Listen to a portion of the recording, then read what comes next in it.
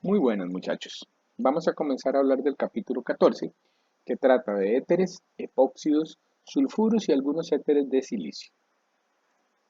Bien, en esta primera ilustración observamos el brazo móvil que se usa para reparaciones en la estación espacial. Tanto este brazo móvil como aviones y como un montón de materiales sobre la Tierra han sido recubiertos y protegidos con resinas epoxi, ¿verdad? Como la que se muestra abajo, y que por supuesto provienen, ¿verdad?, de tratamiento de éteres de tres miembros. Hacia el final del capítulo veremos que el descubrimiento de estos materiales ha generado un nuevo ambiente, ¿verdad?, para la humanidad. Bien, podemos decir inicialmente que los éteres son derivados del agua. Es como, también como los alcoholes, ¿verdad? Es como si hubiéramos quitado los dos hidrógenos y hubiéramos colocado dos grupos R. Bueno, de forma muy importante les tengo que decir que los éteres sí son muy diferentes que el agua y los alcoholes porque son menos polares y no pueden generar entre ellos enlaces de hidrógeno. Hay básicamente tres tipos de éteres, ¿verdad?, a los cuales nos referiremos. El primero es el éter simétrico que tiene dos grupos iguales, por ejemplo, el éter dietílico o etiléter, como ustedes pueden observarlo, que tiene dos grupos etilo enlazados al oxígeno. Podemos tener éteres asimétricos que, como ustedes pueden ver, lo que tienen son dos grupos R que son distintos, y los éteres que son cíclicos, algunos de los cuales son muy buenos disolventes. Bueno, el éter etílico que veíamos en la lámina anterior, muchachos, se utilizó por muchos años, ¿verdad? Como una sustancia para anestesiar a las personas, ¿verdad? Era un anestésico. Sin embargo, se dejó de utilizar porque generaba algunos efectos secundarios indeseables en algunas personas, como que cuando se despertaban les inducía el vómito y si la cantidad no era apropiada, podría generar hasta paros respiratorios. Se sustituyó por diferentes sustancias químicas, ¿verdad? Inclusive algunos halógenos. Bien, hablemos un poco de la estructura y de las propiedades físicas de los éteres. Bueno, en los éteres, el ángulo de enlace, que ustedes pueden apreciar acá, el ángulo de enlace que implica el oxígeno y a los dos carbonos circundantes, muchachos, es un ángulo, ¿verdad?, que está muy cercano a los 109 grados por el volumen de los grupos alquilo que se encuentran cerca. No es como en el agua, que el ángulo es de 104 grados porque los grupos alquilo por lo general, ¿verdad?, que se asocian a los éteres, tienen volumen, y ese volumen, me refiero a volumen electrónico, ¿verdad? Y por esa razón, entonces se van a repeler estos grupos con fuerza y no van a permitir que el ángulo se cierre. Aunque, claro, en los éteres existen, ¿verdad?, en el oxígeno, dos pares de electrones no enlazantes. Bueno, aunque los éteres son polares y vamos a ver que permiten la solubilidad de muchas sustancias, por lo cual su uso quizá más importante es como disolventes, son especies muy poco reactivas, en eso se parecen a los alcanos.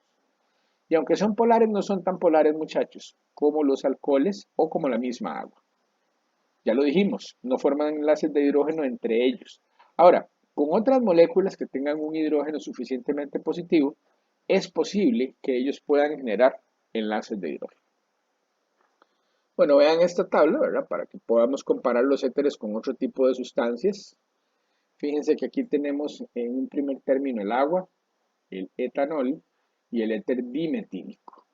Bueno, como ustedes pueden ver, el agua pesa 18, pesa bastante menos que los otros dos.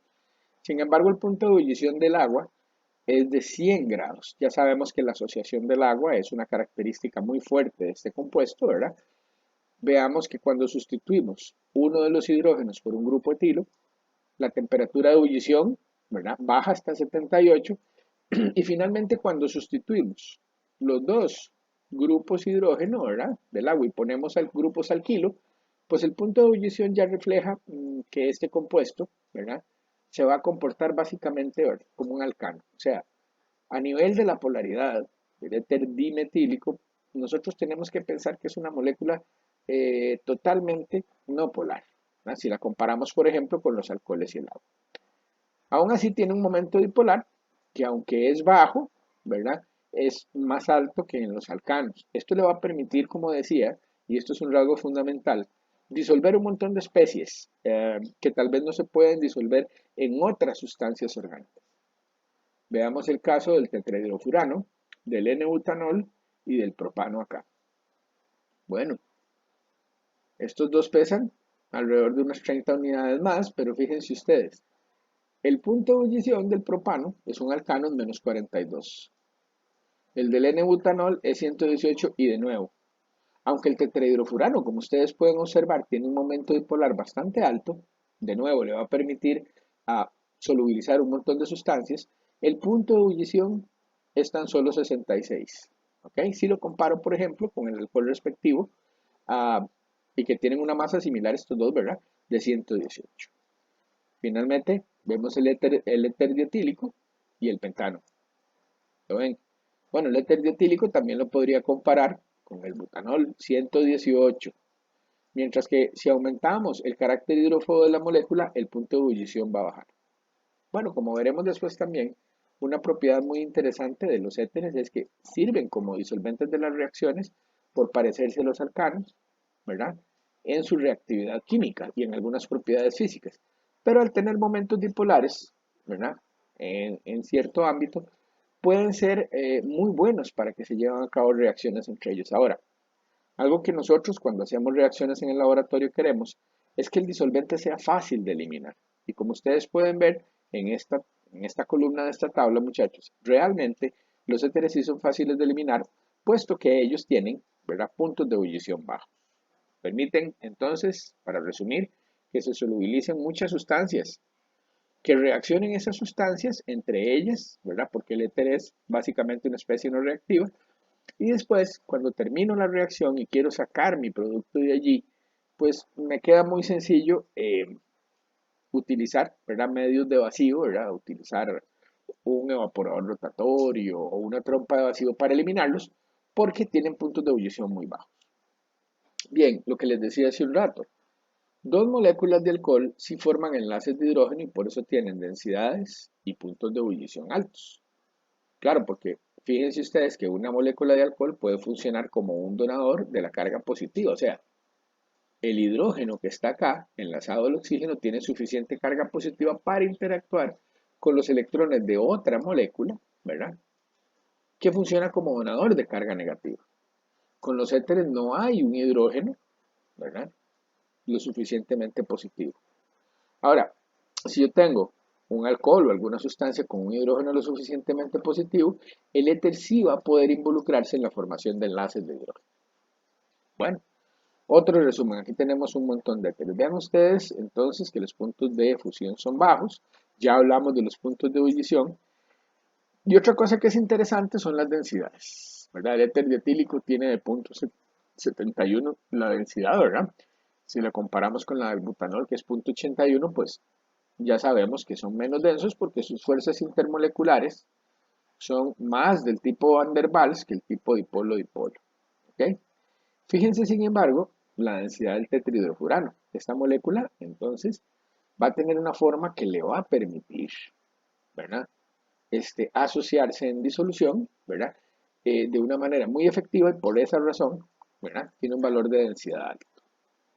Ok, hablamos ahora de los éteres como disolventes. Entonces, éteres con momentos dipolares altos, dice ahí, disuelven gran cantidad de sustancias, polares, no polares. Ya veremos por qué.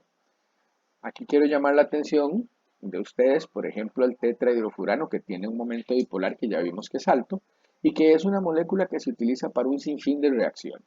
¿Ok? Entonces, hay que decir algo interesante. Los éteres tienen pares de electrones no compartidos. Entonces, ellos van a ser buenos para disolver cationes. Sí, señores. Los aniones no, ¿verdad?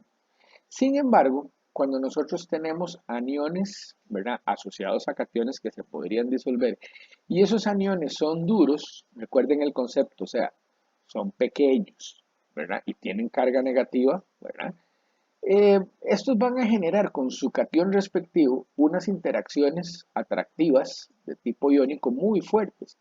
Y entonces, en ese momento va a ser muy difícil que los compuestos que son polares o iónicos se disuelvan. Ok, ¿Cuándo es que los cationes se disuelven con mayor facilidad, muchachos? Bueno, cuando resulta que el anión asociado a ese catión que se va a disolver en el éter, ¿verdad?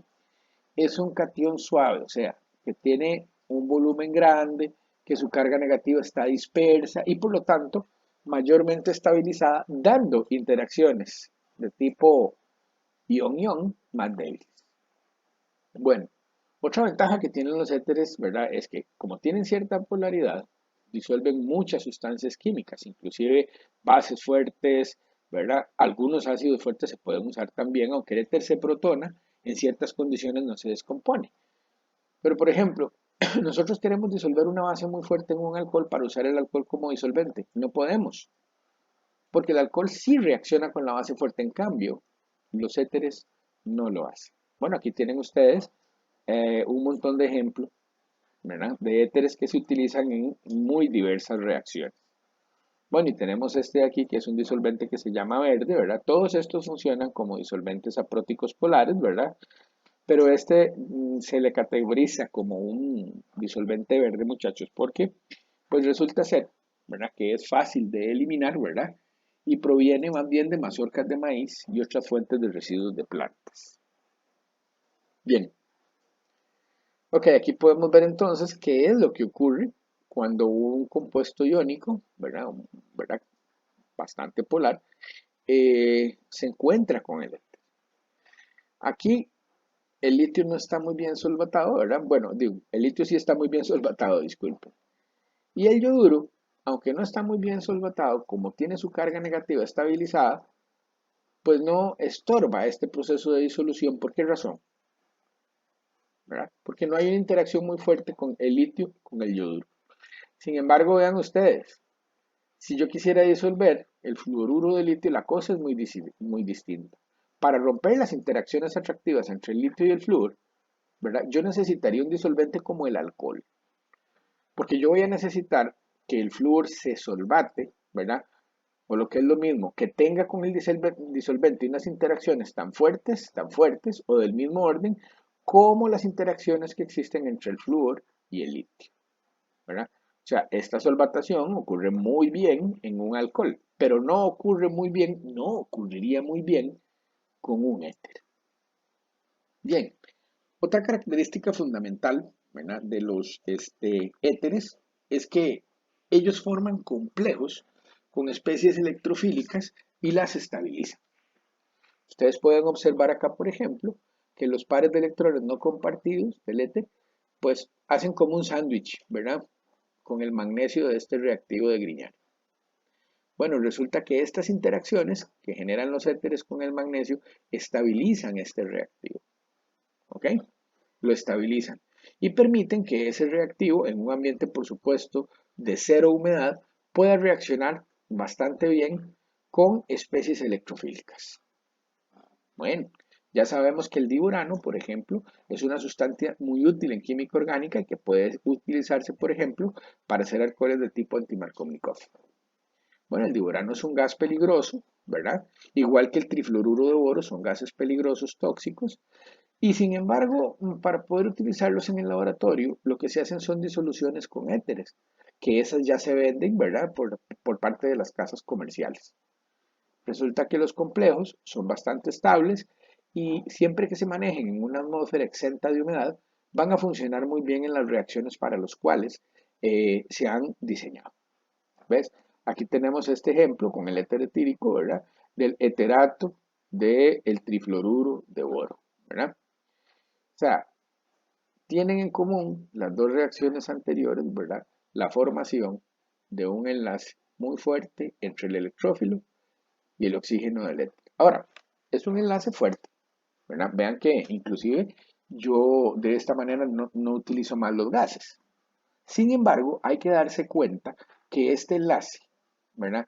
Se puede romper en presencia de reactivos, ¿verdad? Que ataquen con más fuerza a estas especies que son ácidos de Lewis. Bueno, un caso muy especial de la solvatación de los éteres es la que generan los éteres corona, ¿verdad? Como los podemos ver acá. Los éteres corona me van a permitir a mí tener especies inorgánicas disueltas en disolventes orgánicos. Esa es su gran, digamos, habilidad y tienen un sinfín de aplicaciones por esto. Bueno, vean ustedes que hay éteres corona de diferente tamaño que son capaces de solvatar por interacciones, como ustedes pueden ver, entre los pares de electrones no compartidos y la carga positiva del catión, ¿verdad? A los cationes. Bueno, los éteres corona tienen una nomenclatura muy sencilla. Vean, este es el 12 corona 4. Vamos a ver, vamos a contar. Vean, hay 4 oxígenos. Aquí está el 4.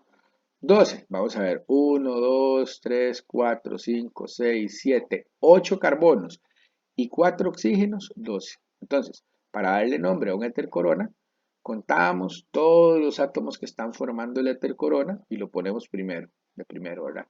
Después un guión y decimos corona y luego citamos el número de oxígenos que tiene. Por ejemplo, este, el que es específico para el sodio es el 15 corona 5. Vamos a ver, 1, 2, 3, 4, 5 oxígenos. ¿Sí? Y si contamos todos los átomos, entonces nos vamos a dar cuenta que son 15. Bueno, fíjense ustedes que cuando se solvatan los cationes en los éteres corona, entonces los aniones me quedan desnudos, es una forma de decirlo, y me quedan desnudos para atacar especies que están electrofílicas o positivas. Bien, vamos a hablar ahora de la nomenclatura de los éteres. ¿Ok? Bien, vamos a ver que los éteres, ¿verdad? Los éteres comunes tienen una nomenclatura IUPAC y además tienen una nomenclatura de tipo común. Bueno, ¿cómo es la nomenclatura IUPAC? Fíjense que es muy sencillo. Se coge la cadena más compleja o la que yo considere que es la cadena principal y se nombra como si fuera la cadena de un alcano normal, ¿verdad? O sea, me refiero a una de las cadenas que está pegada al oxígeno, ciertamente. Ahora, la otra cadena que yo no considero principal o compleja es la que yo voy a unir, ¿verdad? Junto con el oxígeno como si fuera un sustituyente de esta. Fíjense que esta especie de acá se llama metoxi, de metil y óxido, ¿verdad? Metoxietano. ¿Ok? Bueno, fíjense que en este caso, este sustituyente es más pequeño, este es más complejo, entonces yo le llamo a esta especie metoxibenceno, ¿verdad? Y en este caso yo puedo decirle a esta parte clorometoxi, metano. ¿Ok? Ahora vean, tenemos también lo que son los nombres comunes. Entonces, en los nombres comunes digo primero la palabra éter y después por orden alfabético llamo a los dos grupos alquilo, ¿verdad? Que están unidos al oxígeno, como sustituyentes. Este, por ejemplo, es el éter etil metílico. Bueno, en este caso, ¿verdad? Hay otro nombre común que es el anisol. Esta especie se llama anisol, pero también se puede llamar el éter fenil metílico. Finalmente, en este caso, ¿verdad? Yo puedo llamar, utilizando el nombre común, éter clorometil metílico. Bueno, muchas veces la gente usa esta nomenclatura común, muchachos, y se salta el orden alfabético, ¿verdad? Y ponen los sustituyentes que son ramificados primeros que los otros y demás. Lo que quiero decir con esto es que se puedan aceptar. Ok, para especies tan complejas o tan llenas de sustituyentes como estas dos primero, ¿verdad? Fíjense ustedes, o para alguna como esta, que tiene un grupo funcional más importante en la cadena que el éter, entonces yo prefiero utilizar la nomenclatura IUPAC. Fíjense que en este caso, vean este ejemplo, está muy interesante. Inclusive es el 1,1-dimetilciclohexano, ¿verdad? Y el éter es 13-toxi. Claro, porque aquí hay dos sustituyentes. Lo que me quiere decir, ¿verdad? Que en un compuesto que sea muy complejo, que tenga una estructura muy compleja con muchos sustituyentes, el éter va a tener una probabilidad que es similar a la de los grupos alquilo. De nuevo, por eso esta especie se llama 13-toxi, 1,1-dimetilciclohexano, porque los dos metilos, muchachos, están sobre el mismo carbono, y entonces este carbono tiene que tener el 1, porque es el que tiene más sustituyentes. Bueno, veamos este otro ejemplo. Entonces este es trans, claro, porque el grupo metoxi en este caso está hacia adentro del plano, mientras que el cloro está hacia afuera. ¿Lo ven? Y este es el trans 1 cloro, 2 metoxiciclobutano. De nuevo, fíjense ustedes que en este caso hay un conflicto de la numeración porque o este carbono es 1 o este es 1. ¿Ok? Pero, ¿cuál regla se sigue? En este caso, como cualquiera de los dos puede ser 1, se sigue la regla del orden alfabético. Y entonces este carbono de aquí, como tiene el cloro, que es con C, va a tener el 1. Y este que tiene el éter, como es con M, como va a empezar su nombre, va a tener el 2. Y no se olviden del trans, porque esta especie que tenemos acá, ¿verdad? Es rígida y tiene isomería geométrica. Finalmente, en este caso, fíjense que en este compuesto químico, el éter está en la posición 2, pero el alcohol tiene mayor prioridad según la tabla de prioridades de grupos funcionales y por esa razón se le llama 2-etoxietanol. Bien, ok, vamos a ver si podemos darle nombre a este. ¿Qué les parece? Les voy a dar un par de minutos para que ustedes intenten darle un nombre. Vamos.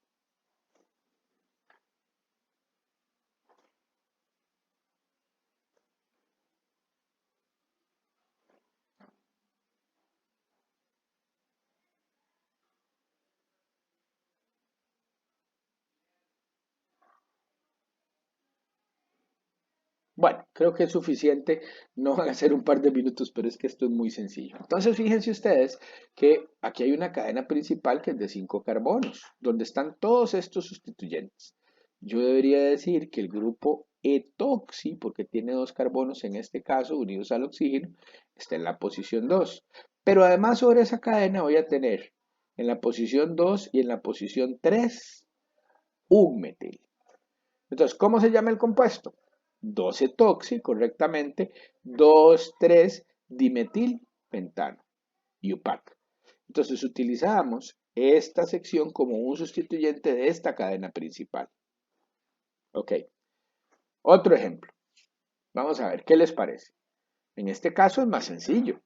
Claro, vamos a utilizar, digamos, como parte más compleja del nombre, ciclopentano, y vamos a decir que en la posición 1 hay 2 metoxis, o sea, 1,1 dimetoxiciclopentano. Ok, aquí de nuevo.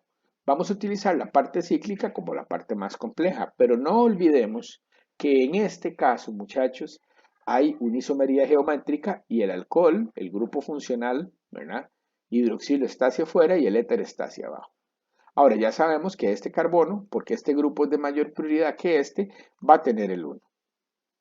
Claro. Trans, no olvidamos, ¿verdad? La isomería geométrica en esta especie. También podrían haber ustedes utilizado R y S para caracterizar a estos centros quirales. Pero podemos decirle de manera más sencilla, trans-2- metoxi 1-ciclohexanol. O metoxi y pegado ciclohexan 1-ol. Bueno, aquí inclusive ahora tenemos otro grupo funcional distinto. Lógicamente, nosotros vamos a utilizar esta cadena como grupo más complejo y vamos a llamar, ¿verdad?, a la otra parte del éter como sustituyente. Entonces, esto va a ser un metoxi, ¿verdad? 1, 2, 3, 4 y 5. No perdamos de vista que los dobles enlaces también son rígidos como los ciclos. Y entonces vamos a tener que hablar de si la especie es E o es Z. Muy bien. 2, porque aquí es donde comienza el doble enlace, que es el grupo funcional principal. 2E, porque este grupo y este grupo, que son los prioritarios en este doble enlace, están del mismo lado.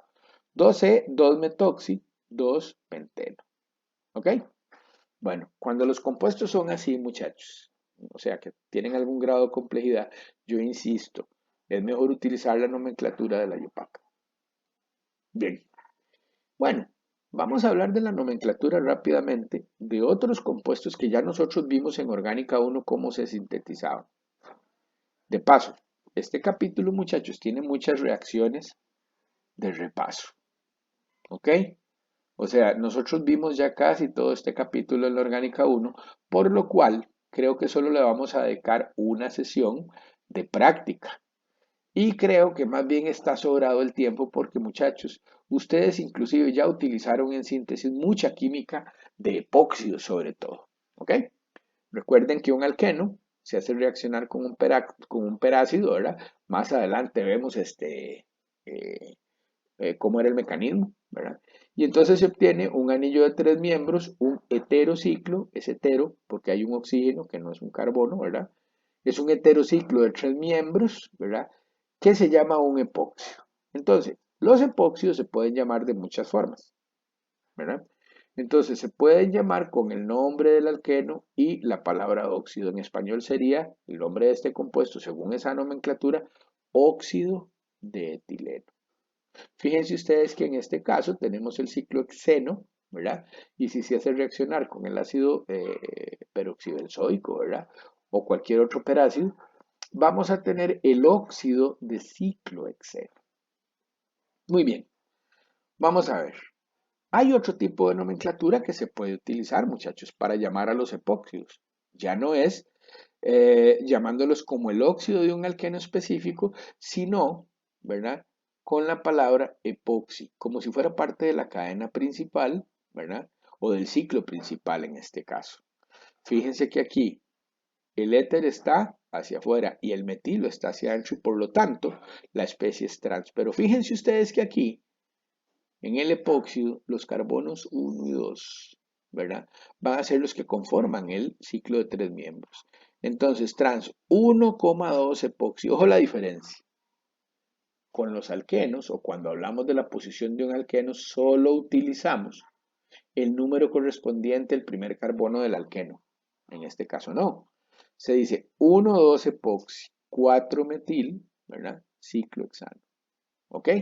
Esta es otra forma de nombrarlo. Vean este. En este caso también vamos a buscar una cadena principal en la que está inmerso nuestro epóxido. Entonces fíjense que el epóxido en sí, muchachos, el epóxido en sí, ¿verdad? Es una especie cíclica y rígida y por lo tanto también está sujeta a una estereoisomería geométrica. Y por eso cuando nos refiramos, ¿verdad?, a una especie como esta de cadena por un lado, ¿verdad?, y el epóxido, tenemos que utilizar o un cis o un trans. Fíjense que aquí el metilo y esta cadena están del mismo lado del epóxido, razón por la cual, entonces fíjense ustedes que le decimos cis. Ahora, vamos a numerar la cadena principal, ¿verdad? De esta forma, porque así le corresponde a los sustituyentes, incluido el epóxido, los números más bajos. Entonces, fíjense, este sería el cis 2, 3 epoxi. Ahora vean, 1, 2, 3 y 4 de esta cadena principal de 6. Entonces, claro, en 4 hay un éter sustituyente que es el 4-metoxi hexano. ¿Ok? Entonces, ya vimos dos formas de llamar a los epóxidos. ¿Ok? Recapitulando, podemos utilizar, ¿verdad?, la nomenclatura que se basa en llamarlos óxido de alqueno. O podemos utilizar la metodología que es más del estilo IUPAC de encontrar una cadena principal, muchachos, en la cual el epoxi, ¿verdad?, el epóxido está inmerso y yo tengo que citar las dos posiciones de ese epóxido, ¿verdad?, y llamarlo como sustituyente, o sea, en el prefijo del nombre como epoxi. Hay una tercera manera y es la de, en este caso, ¿verdad?, hablar como si se llamaran oxiranos. Fíjense que este es el oxirano, ¿verdad?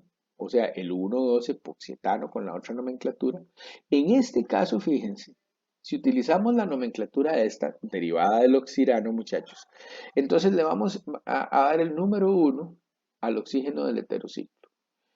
Y el 2 y el 3 se van a repartir dependiendo de la prioridad de los sustituyentes que hayan en cada uno de sus carbonos. Por ejemplo, vean, si quiero nombrar esta especie como un oxirano, yo tengo que darle este carbono 2 porque está más sustituido, ¿verdad?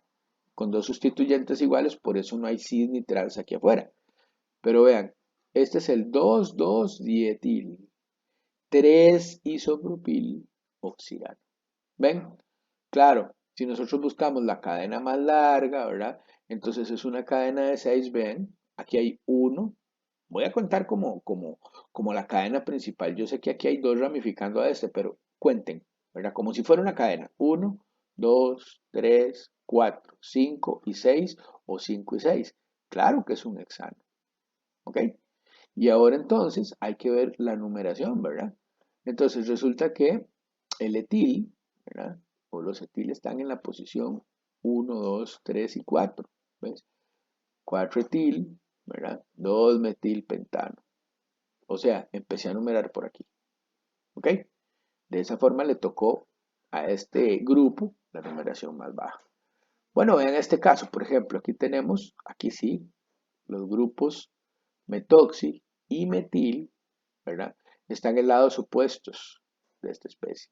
Por eso pongo un trans. Ahora, claro, ¿verdad? 2-metoxi, claro, porque el oxígeno es 1. El metoxi en este caso va a tener mayor prioridad que el metil. Trans 2-metoxi, 3-metiloxirano. Bueno, como ustedes quieran, ya saben. Vamos a conseguir la cadena más larga que es de 3, 1, 2, 3. Entonces, el epóxido, ¿verdad? Va a estar en 1, 2, epoxi, ¿verdad? Y 1-metoxipropano. ¿Ok? Más bien aquí este nombre lo tendríamos que revisar porque realmente en la cadena más larga, no, está bien. Está bien porque este carbono es el 1, de acuerdo a esta nomenclatura, muchachos, disculpen. Este sería el 1, 2 y este el 3, ¿ok? Y entonces 1-metoxipropano, sí, muy bien. Bueno, cuando ya no es un oxirano, muchachos, como en este caso, ¿verdad? Cuando no es un anillo de 3 miembros y es un anillo de 4, le llamamos oxetano. Y entonces fíjense ustedes que podemos utilizar el nombre de oxetano en la nomenclatura, ¿verdad? Normal, dándole 1 al oxígeno, ¿verdad?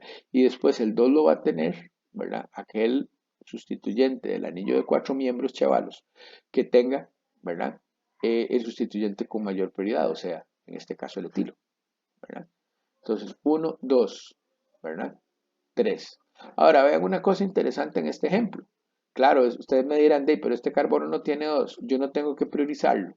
Sí, pero en este caso, vean, 1, 2, 3. Por cualquier lado que yo me venga, yo voy a tener un número 3 aquí. Entonces, claro que le voy a dar a este el 2 porque tiene un etilo, ¿verdad?